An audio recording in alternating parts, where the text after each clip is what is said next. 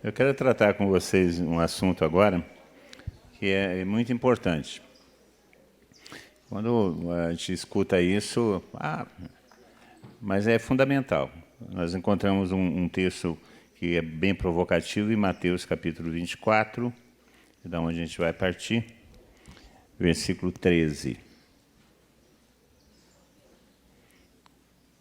Mateus 24, 13. Faz parte do chamado discurso escatológico de Jesus Cristo. O Evangelho de Mateus tem 5 grandes discursos. O primeiro é o Sermão da Montanha, e depois o último discurso de Jesus Cristo é que Mateus organizou o Evangelho dele em 5 grandes discursos, semelhantes ao Pentateuco, os 5 primeiros livros, para falar que é uma nova lei que está sendo dada, um novo critério de aliança que está sendo estabelecido.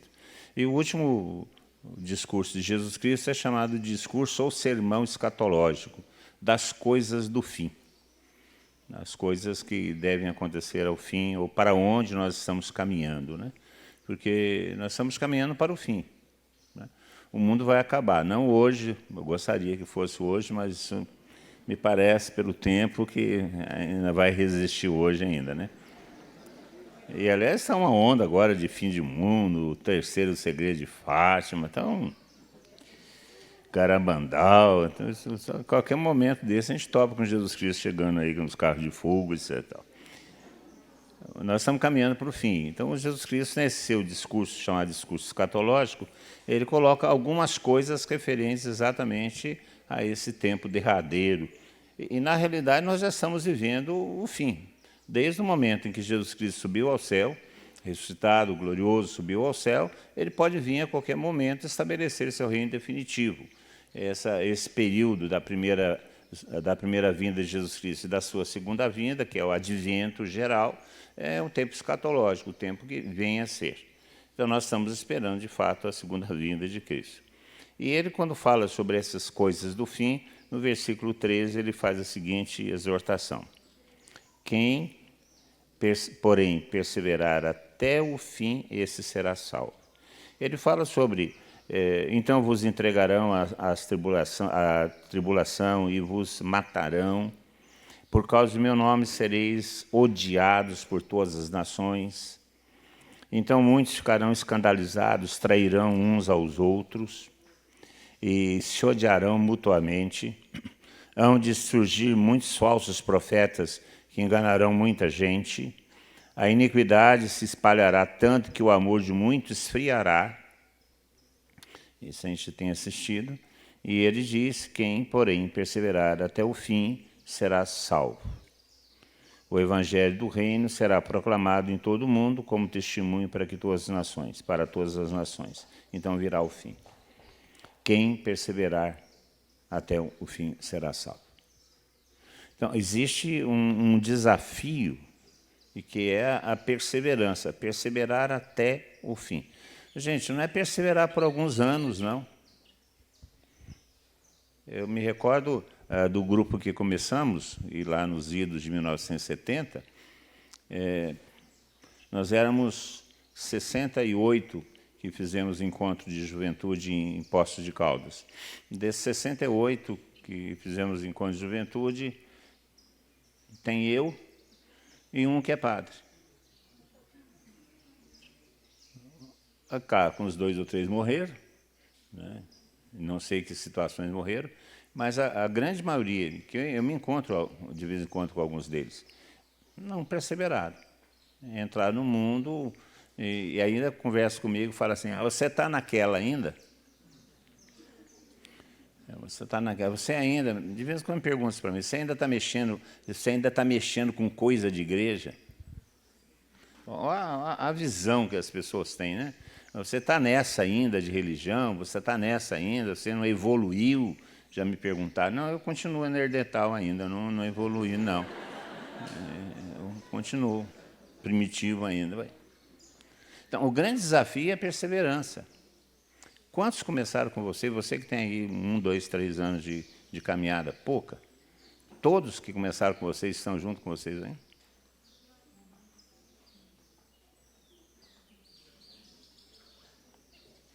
Esse é um problema. O problema é que, quando passa o entusiasmo, passa a emoção, fica a convicção. E a nossa vida não pode ser baseada de maneira nenhuma em cima de emoções. São tantas emoções, como dizia o Roberto Carlos, né? Que esse ano não vai ter show. Tem muita gente dolorida porque o Roberto Carlos, o rei, não é cantar, graças a Deus.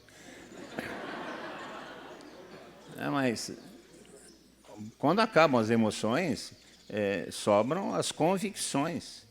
E a nossa vida tem que ser baseada nas convicções e não nas emoções. Emoção passa. Então, é gostoso estarmos juntos em comunidade, em grupos. E muitas vezes nós confundimos estar em comunidade com estar em grupo, porque nós desejamos sempre estar em bando, é natural. O ser humano é um ser de bando, gosta, é um ser agrário, ele gosta de ajuntar-se com outras pessoas, desde o começo, por qualquer motivo. E pode ser, inclusive, pelo motivo religioso. Mas nem sempre é por convicção, é pelo momento, é pela turma, é por estarmos juntos, porque é gostoso, porque é amizade, é divertido, é engraçado, mas nem sempre é por convicção. Aí, quando passa essas emoções, passa essa experiência emocional, e que aí é exigida a convicção, não tendo a convicção, não persevera, abandona. Aí qualquer coisa é desculpa. É muita exigência, não fui com a cara de fulano de tal, alguém me fez mal, fiquei magoado, fiquei aborrecido, faz biquinho, né? Estou de mal, come sal, deixa um pouco para o Natal. Não tem esse negócio de dar o dedinho aí. Primeiro, na minha época, é assim, né? Dar o dedinho aí para ficar de mal. Aí você abandona, né? Muitos abandonaram. A perseverança depende de duas coisas. A perseverança depende da graça, porque sem a graça nada é possível, mas também da cooperação com a graça, do nosso esforço. E a perseverança, de uma certa maneira, é um martírio diário, porque você tem que fazer as escolhas. A partir dos seus critérios, a partir de suas convicções, você escolher aquilo que está alinhado, aquilo que está coerente com as suas convicções, com a fé. E isso implica em sofrimento, implica em renúncia, implica em abandono de algumas coisas, inclusive até de algumas amizades. Então, nós temos que aprender a aplicar os meios e viver quando a emoção passar, viver das convicções. Nós temos que entender, de uma vez por todas, que o diabo quer nos levar à perdição. Nós temos um inimigo da nossa perseverança, e esse inimigo chama-se Satanás, o diabo. Isso não é uma questão medieval, isso é uma questão real. Satanás tenta nos tirar da fé para nos levar à perdição. Me parece que essas coisas não são ainda firmadas no nosso coração, porque a gente troca a vida eterna por coisas tão bobas. Nós que já experimentamos, São Paulo, ou o autor da carta aos Hebreus, vai falar isso, que depois de experimentarmos as delícias do Espírito, aqueles que negam isso, fica difícil a conversão de novo. Chama apostasia da fé. É difícil, tem pessoas que experimentam conosco, estão junto conosco, e depois, de repente, simplesmente por causa de uma bobagem, me desculpe falar, por causa de um namorado ou por causa de uma namorada. Eu quero falar uma coisa para vocês. Não existe namorada ou namorado que compense a perda de Jesus Cristo. Não existe. E muita gente perde Jesus Cristo, perde a fé, por causa de namorado ou namorado. O que essa criatura pode fazer para te levar no céu?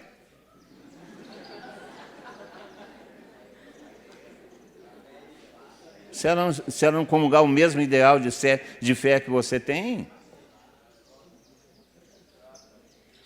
Então, o diabo quer nos levar à perdição. Com isso, não estou falando que o namorado ou a namorada é o diabo, não.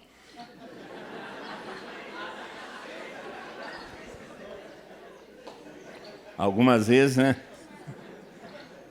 Pode parecer. Nós temos que entender isso. A perseverança se trata da nossa salvação. A perseverança trata disso. Aquele que perseverar até o fim, diz o Senhor, o que está escrito, aquele que perseverar até o fim será salvo. Não é até aquele que perseverou até um dia antes da sua morte, depois caiu na gandaia. Não, até o fim. Até o fim. Esse será salvo. Portanto, se trata de uma coisa fundamental para nós, a nossa salvação. Eu queria tomar um outro texto de Mateus para a gente falar sobre as grandes ameaças que nós temos da nossa perseverança. Mateus capítulo 13. Inclusive, nós estávamos rezando antes da pregação, nós estávamos rezando sobre esse texto. Mateus capítulo 13, versículo 18 em diante.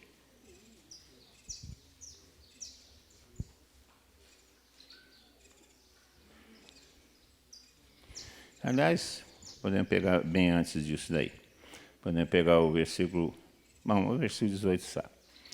Vós, portanto, escutai a parábola do semeador. Todo aquele que lê a parábola antes, mas eu já pego a explicação de Jesus Cristo. Todo aquele que ouve a palavra do reino e não a entende, vem o maligno e rouba o que foi semeado no seu coração.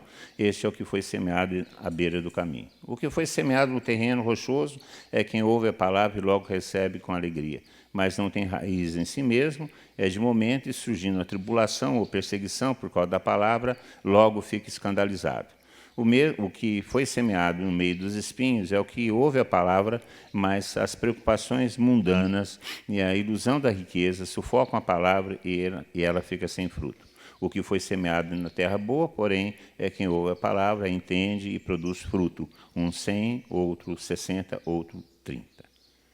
E Jesus Cristo fala sobre receber a palavra e fala sobre aqueles que recebem a palavra e não conseguem produzir por algum motivo. E aqui nós temos as 3 ações básicas de Satanás para tirar a palavra do nosso coração. Tirar a fé.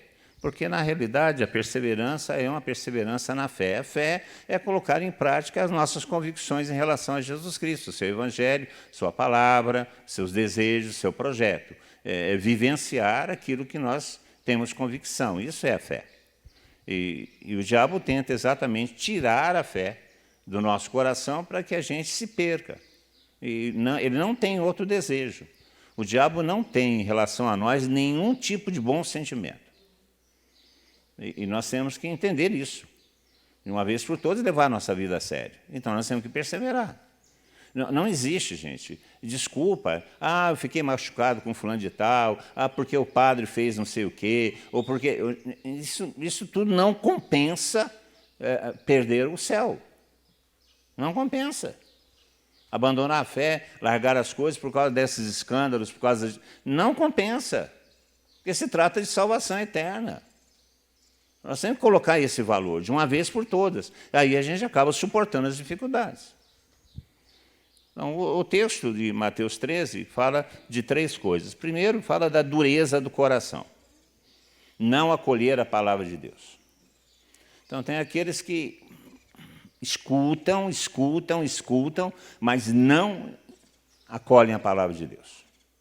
Falam que é bobagem, que isso é para isso coopera hoje em dia toda essa mentalidade secularista que está no mundo, né? Fala que o Evangelho é uma coisa a mais, é um livro tradicional, de costumes, é um mito, são historinhas de bem-estar, historinhas de autoajuda, e não assume a palavra como palavra de Deus. Então, escutam, mas não acreditam que essa seja uma palavra de Deus. Se fecham, têm o coração duro. Ou relativizam a palavra de Deus. Aquilo que Deus diz, não é bem assim. Está escrito, aquele que amar o pai ou a mãe mais do que a mim, não é digno de mim. Não é bem assim, porque Deus não é contra a família. Deus não é contra a família, mas ele diz que se a família quer ser uma família feliz, tem que colocar Deus em primeiro lugar. Não é? É uma coisa óbvia. Não é que você tem que meter o pé na mãe e no pai. Não. Mas por amor a Deus, você vai ser um filho obediente, um filho que toma conta dos seus pais, que tem um bom relacionamento por amor a Deus, porque você ama a Deus. Então não é uma palavra relativa, aquele que ama o pai e a mãe mais do que a mim não é digno de mim. Aquele que põe a mão no arado e olha para trás não é digno de mim. O Senhor não está falando para você abandonar o seu ofício, largar o arado no pasto e esperar que os anjos venham roçar o pasto. Não é isso. Você tem que botar a mão no arado e rachar assim, e trabalhar assim para construir sua vida. Mas isso não quer dizer que o serviço não pode ser superior ao amor de Deus. Aí vem o emprego e fala assim que você não pode sair domingo para ir à missa, você não pode sair domingo para fazer atividade religiosa, porque senão você perde o emprego. O que é preferível, perder o emprego ou perder a vida eterna?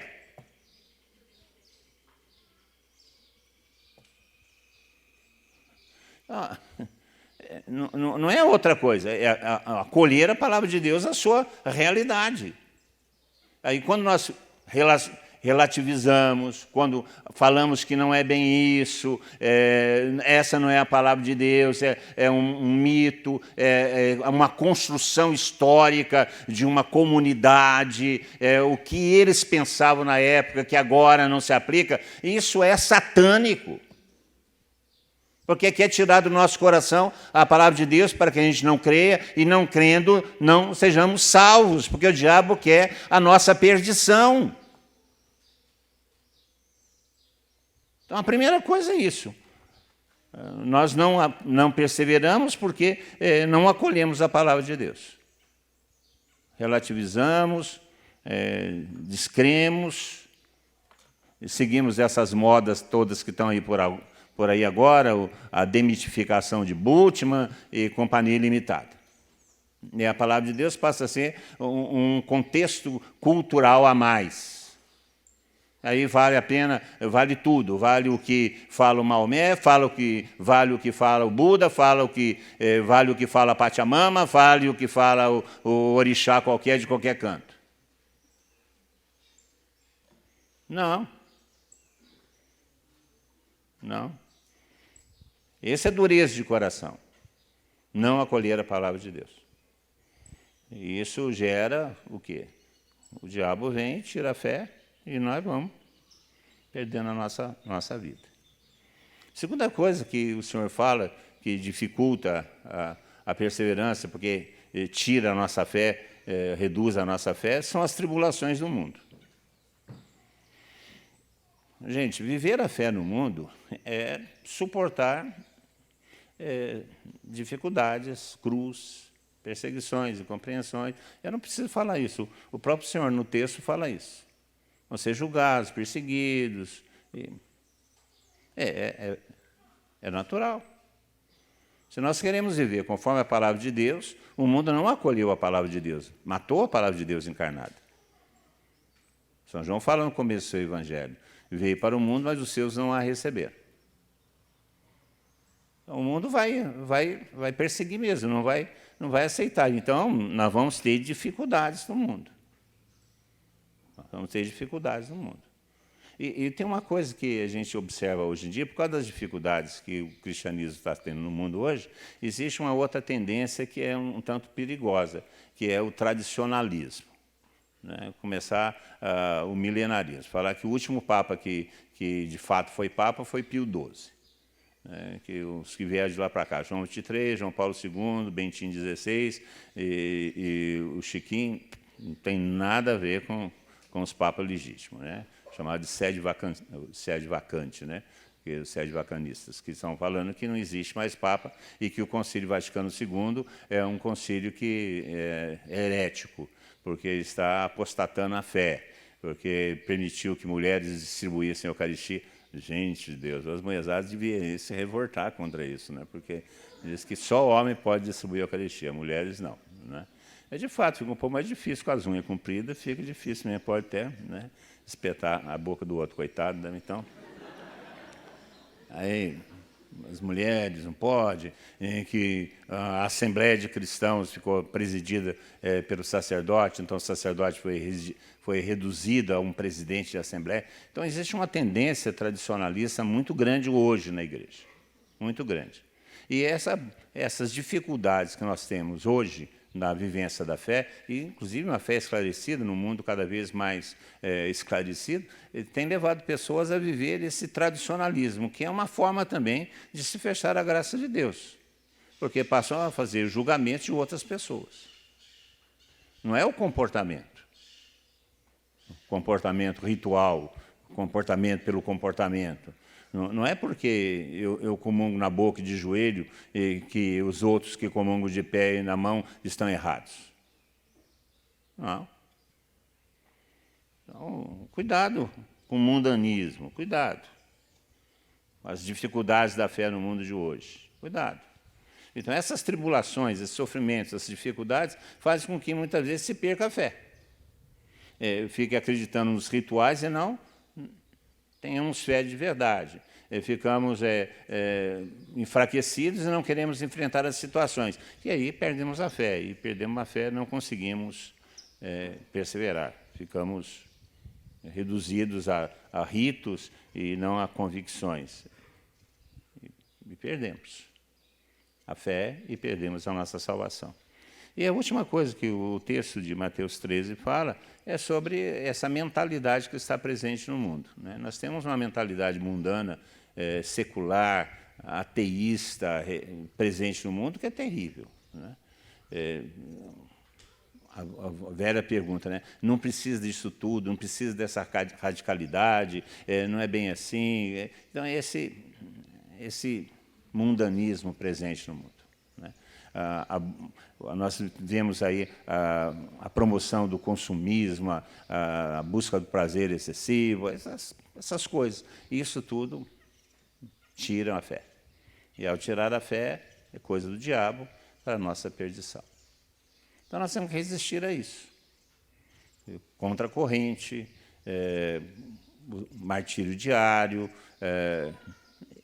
suportar as dificuldades, levantar-se quando se cai, não permanecer no erro, e colaborar com a fé, com a graça, para perseverar até o fim. Porque esse é o grande desafio nosso, perseverar. Na carta aos Hebreus, no capítulo 12, a gente pode ir para lá, o autor da carta, seja São Paulo ou outro autor, fala sobre 4 passos que podem servir para a gente de orientação para a perseverança. 4 passos. Hebreus 12.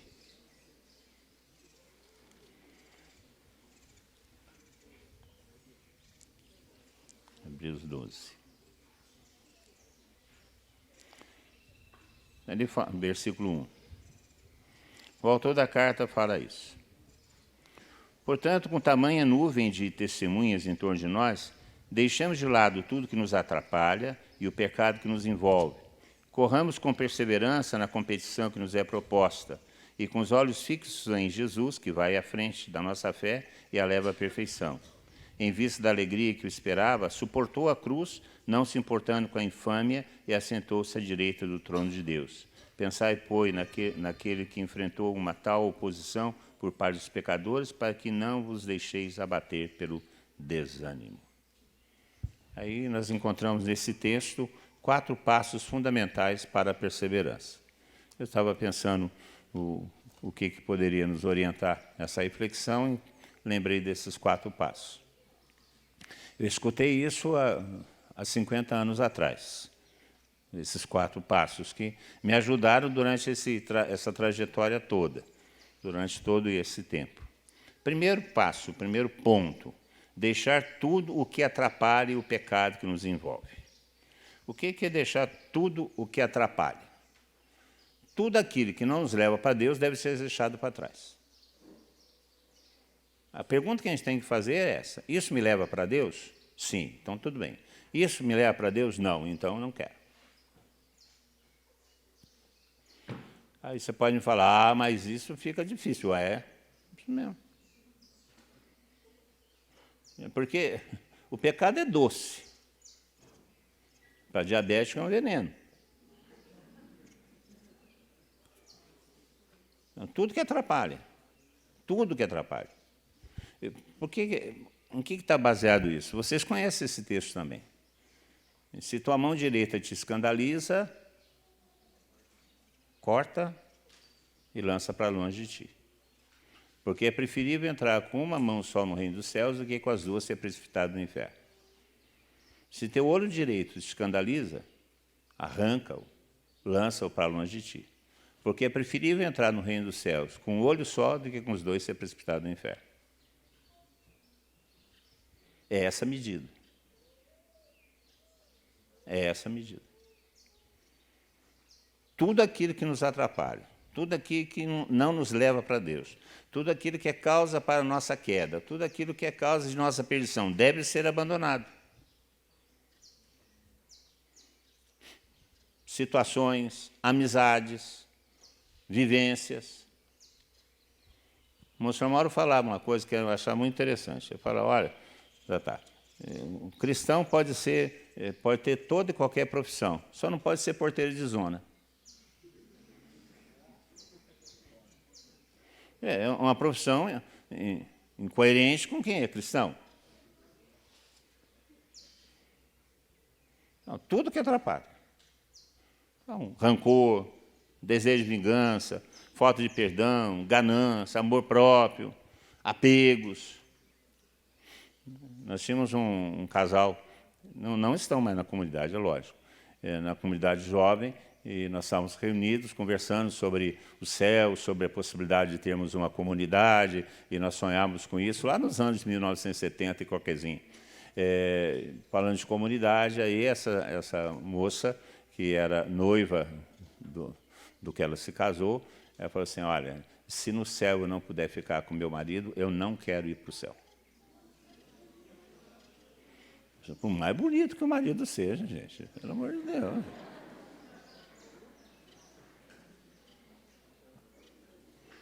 Mais bonita. É isso.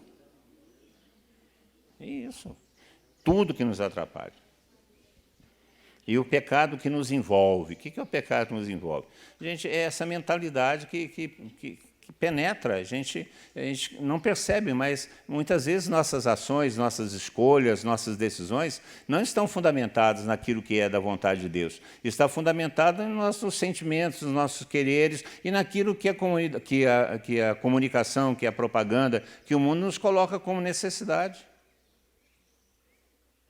Esse é o pecado que nos envolve, essa mentalidade mundana que muitas vezes está entre nós e que é a raiz de nossas decisões muitas vezes. Esse é o pecado, essa mentalidade. Gente, e mudança de mentalidade é uma coisa muito difícil. Nós mudamos muitas vezes de comportamento, mas nós não mudamos de mentalidade. Mudamos o jeito de ser, mas nós não mudamos de mentalidade. Continuamos desejando aquelas mesmas coisas. Tem um fato histórico que é muito interessante. Quando João XXIII convocou o Concílio Vaticano II, uma das mudanças que ele fez foi cortar a cauda dos cardeais. Os cardeais entravam em procissão solene, quando entravam na Basílica de São Pedro, e numa distância de 9 metros um dos outros, porque existia uma cauda de uma capa que eles carregavam de 9 metros. E aí vinha o caudatário, que chamava, segurando a cauda, o rabo do cardeal.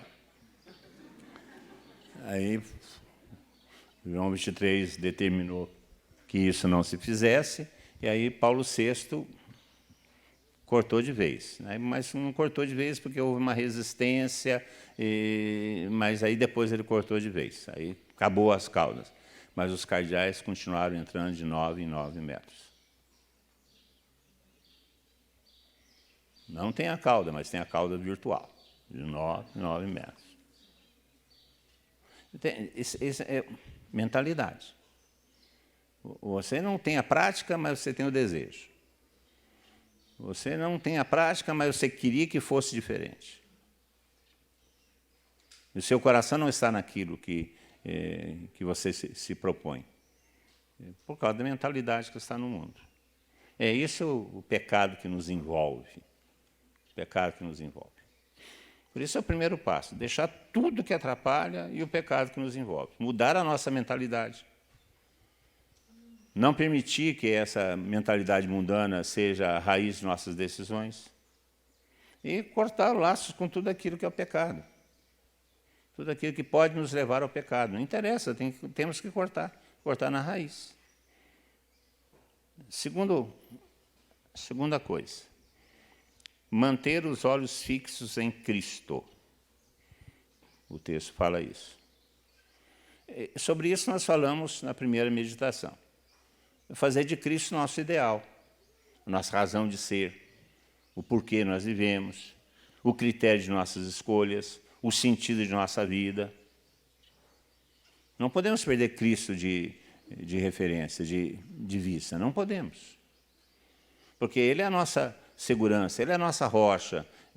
E o que é não perder Cristo de referência? É todas as coisas que nós vamos fazer, todas as opiniões que nós vamos emitir, todas as decisões que nós vamos tomar. Perguntar, Jesus Cristo, o que faria nessa situação? Como Ele agiria nessa situação? O que Ele falaria nessa situação? Que decisão Ele tomaria nessa situação? Vai ficar um pouco mais difícil nós tomarmos algumas decisões. Mas nós não podemos perder o Cristo de vista. Temos que manter os olhos fixos nele. Porque Ele é o caminho, Ele é a verdade, Ele é a luz, Ele que é determinante na nossa vida. Terceira coisa, suportar a cruz e a infâmia.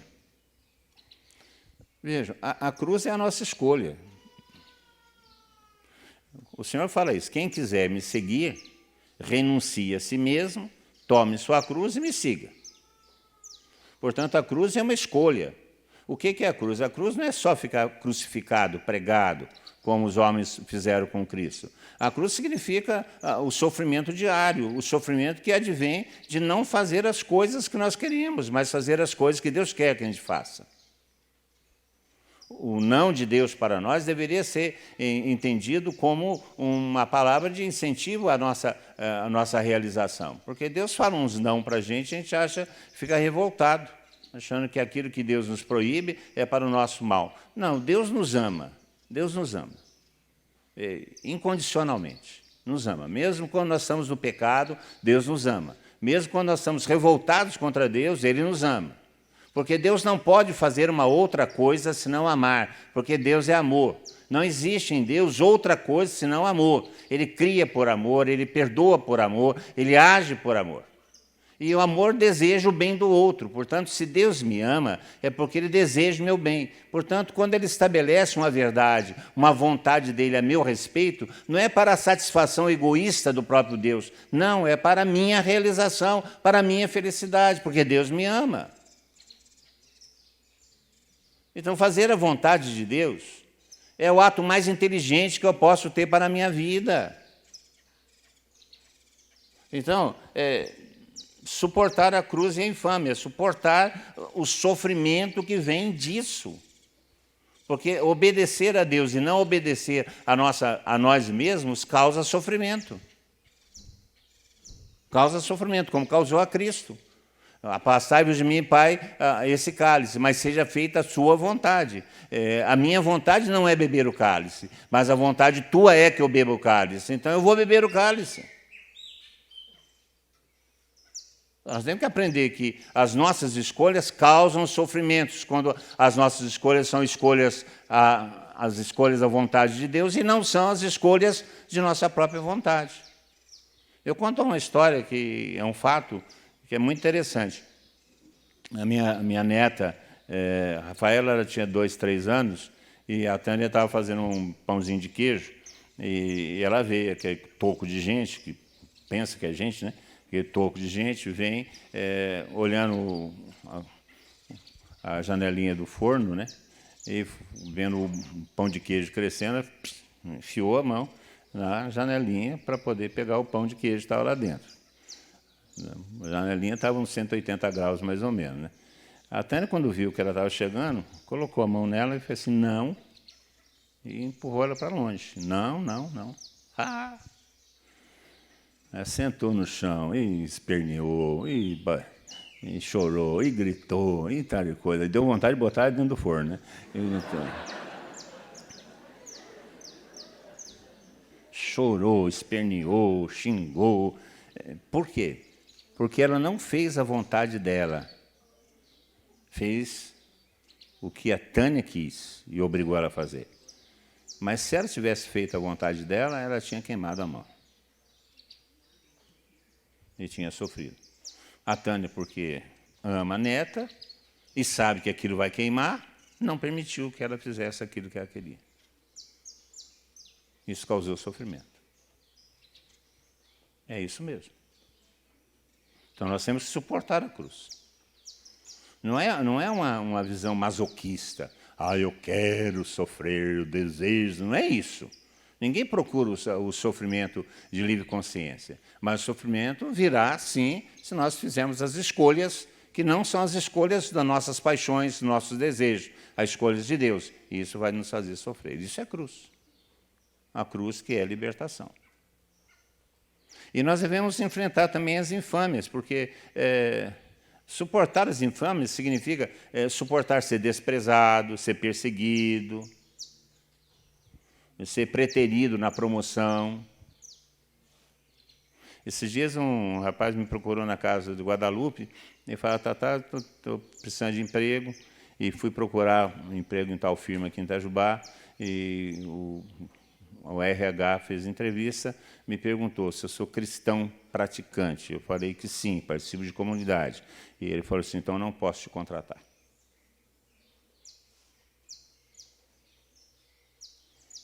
Isso já está começando a acontecer.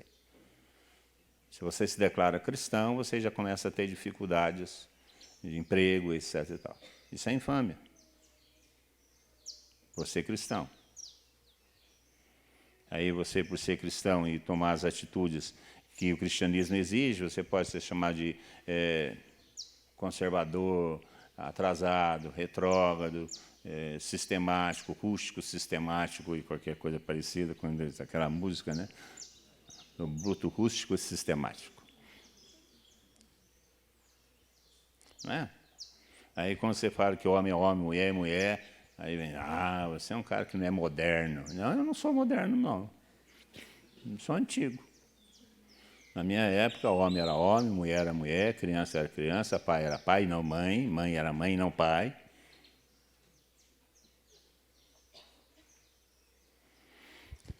E o quarto ponto para a perseverança é não deixar se abater pelo desânimo.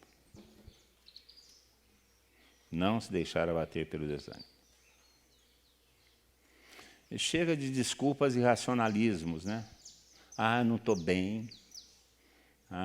Não sei, vou rezar para saber se isso é da vontade de Deus. Temos que evangelizar, tem a missão. Quero saber se isso é da vontade de Deus. Não precisa saber se é da vontade de Deus, está escrito.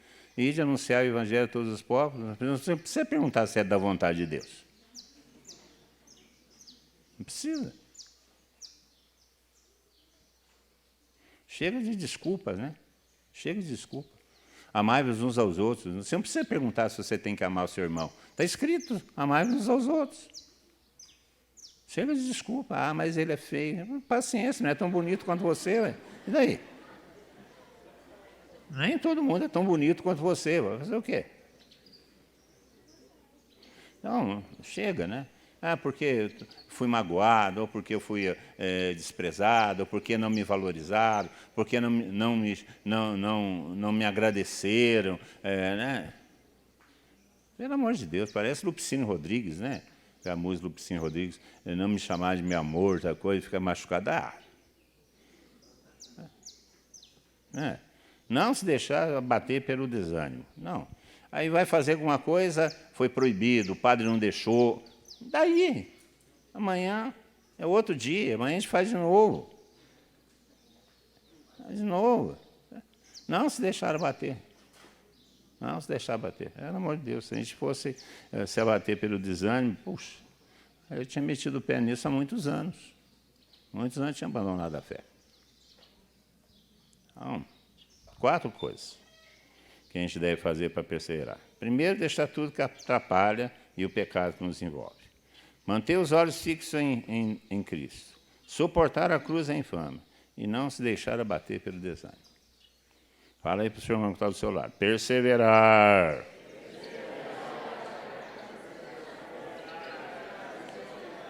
Esse é o desafio. Ainda na carta de São Paulo, ou a carta aos Hebreus, os puristas gostam de falar carta aos Hebreus, um autor sagrado. Se você quiser falar que é carta de São Paulo aos Hebreus, pode, porque tem alguns autores que afirmam que a carta é de São Paulo mesmo. Lá no versículo 32 do capítulo 10, tem algumas coisas que podem nos ajudar nesse processo de perseverança. Porque aí traz o testemunho de alguns dos antigos. Versículo 10. Aliás, versículo 32, desculpe. Capítulo 10, versículo 32. O autor da carta diz assim: Lembrai-vos dos primeiros dias, quando apenas iluminados, suportastes longas e dolorosas lutas. Ora apresentados em espetáculos debaixo de injúrias e tribulações, ora solidários com os que assim eram tratados. São Paulo fala, para a nossa perseverança, nós temos que lembrar dos primeiros dias. Esses primeiros dias significam os nossos primeiros dias. Nossos primeiros dias. Como é que você estava? Como é que estava o seu coração logo no dia seguinte que você teve um encontro com Jesus Cristo? Você se lembra disso? Você se lembra da vontade que você tinha de mudar o mundo, de virar tudo de cabeça para baixo, de chegar lá no seu pai e falar, pai, eu te amo, muda de vida? Você lembra disso? Você lembra disso? Mãe, eu te amo, desde que você é chato. Você lembra disso? Quando a gente era iluminado, simplesmente iluminados, a gente não tinha nenhuma formação, não tínhamos estudado nada ainda, não conhecíamos o Evangelho. Eu lembro quando eu tive a experiência de Deus, eu não conhecia o Evangelho, embora eu conhecesse o Evangelho de João de cor, porque é o que eu lia no colégio interno. No colégio interno eles distribuíam para a gente todo ano um exemplar do Evangelho de João, porque era antes do concílio, então nós não podíamos ler a Sagrada Escritura. Então eu conhecia o Evangelho de João de cor, mas não conhecia o resto das Escrituras. Eu lembro, quando eu tive a experiência de Deus, o desejo que eu tinha de conhecer as Escrituras e pregar as Escrituras, eu saía para a rua, para bater nas casas no domingo, para repetir a homilia do padre que eu tinha escutado na primeira missa do dia. Não sabia nada.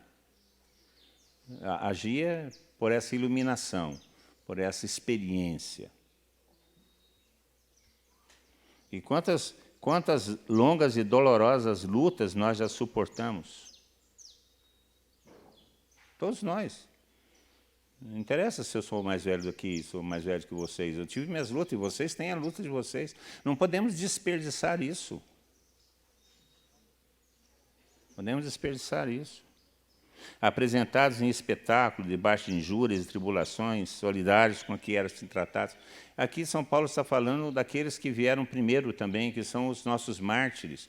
Nós não podemos desperdiçar a vida dos mártires, aqueles que entregaram suas vidas nas arenas de leões, aqueles que foram mortos, crucificados, aqueles que foram queimados vivos para que a fé chegasse até nós hoje.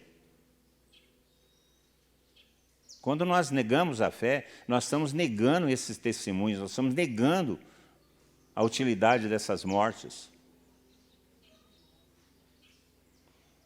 São Paulo continua falando, de fato, compartilhastes os sofrimentos dos encarcerados e aceitaste com alegria o confisco de vossos bens, na certeza de possuir uma riqueza melhor e mais durável. Não abandoneis, pois, a vossa coragem, que merece grande recompensa.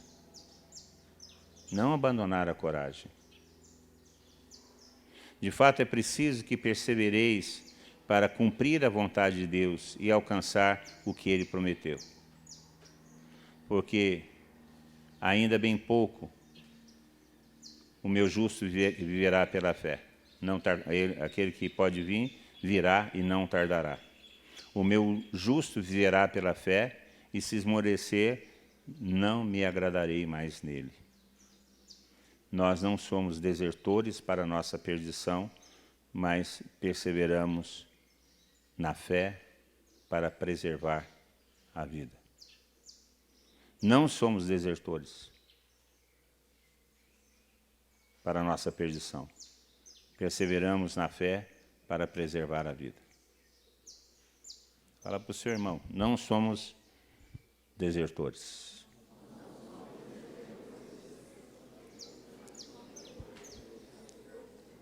São Paulo fala que nós devemos lembrar do começo, para que a gente seja estimulado a caminhar. Que nós não somos desertores, mas perseveramos para ganhar a vida. Esse é o grande desafio. Esse é o grande desafio. Olha bem para quem está do seu lado.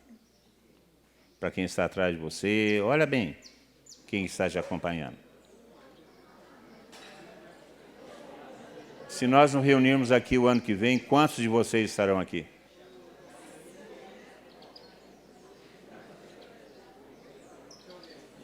Quantos? E se você estiver aí no meio do caminho desse ano, que vai começar um ano complicado, e você estiver com vontade de meter o pé no bar, de fugir para o Paraguai ou qualquer lugar parecido, lembre-se que você esteve nessa assembleia. E que nessa assembleia você ouviu falar sobre perseverança. E que nessa assembleia você ouviu falar que aqueles que não perseverarem até o fim perderão a sua vida. Lembre-se disso. E com isso eu não estou colocando nas costas de vocês uma responsabilidade maior, não. Eu estou falando que nós temos uma vida eterna para ser vivida. E que nós não podemos desperdiçar essa oportunidade de ir para o céu por causa de uma bobagem que fizermos nesse tempo. Então vejam bem quem está com vocês. E se você tiver vontade de meter o pé no barde, lembre-se dessa assembleia. Quando foi falado para você que se não perseverar até o fim, você vai perder a sua vida. E isso é sério. E isso é sério. Nada, nada, nada pode nos separar do amor de Deus. Nada. Nem a altura, nem a profundidade, nem o sofrimento, nem a perseguição. Nada pode nos separar do amor de Deus. Nada. Manifestado em Jesus Cristo. Portanto, o apelo à perseverança é um apelo sério para a nossa vida. Não é à toa que Jesus Cristo colocou isso como uma das suas últimas pregações. Perseverar para a nossa salvação. Fala de novo para o seu irmão, nós não somos desertores.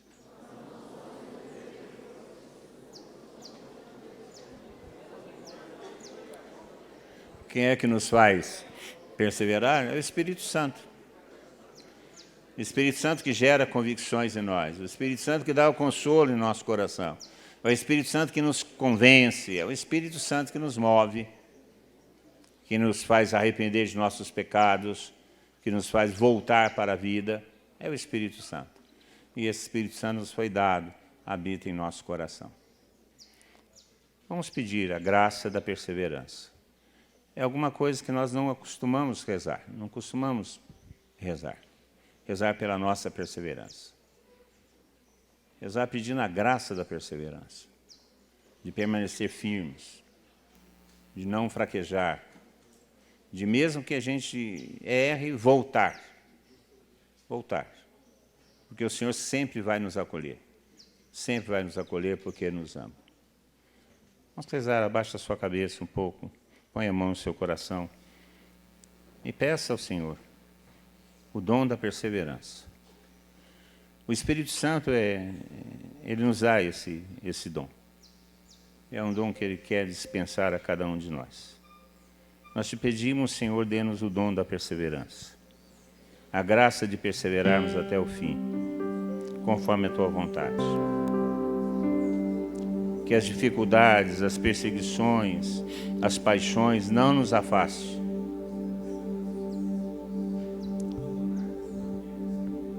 Derrama teu Espírito Santo sobre nós, Senhor.